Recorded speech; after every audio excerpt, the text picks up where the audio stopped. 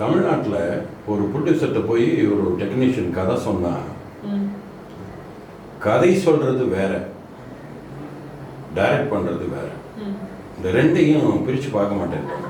இந்த கதை சொல்ற ஆட்களை நம்பி சில தயாரிப்பாளர்கள் படம் பண்ண கொடுக்குறாங்க.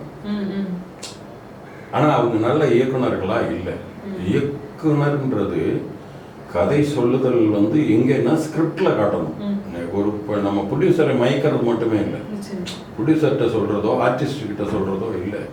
அவங்கள்ட்ட எல்லாம் ஏதோ சொல்லிட்டு இப்போது நான் சொல்கிறேன், மிகச்சிறப்பான படம் மூன்றாம் பேர், அதை கதை சொல்லுன்னா எப்படி அது உணர்றது? அதை வந்து கதையை சொன்னாலாம் வெளிப்படாது. அவர் மனசுக்குள்ள அந்த விஷுவல் சீன் பை சீன் ஒரு சின்ன த்ரெட்டு தான். அதை வந்து எப்படி பெருசாக பூதாகரமாக கதையாக்கி சொல்ல முடியும்?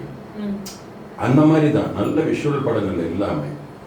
ஆனால் தமிழ்நாட்டில் என்னாச்சுன்னா, தமிழ்நாட்டில் பார்க்க போனால் சங்க இலக்கியங்கள் ஆரம்பித்து அத்தனை இருக்கு, கொட்டி கிடக்கு. தமிழா இந்தா உன் சொத்துன்ற மாதிரி அத்தனை இருக்கு. இன்னைக்கு வரைக்கும் நாவல் சிறுகதை அத்தனை இருக்கு.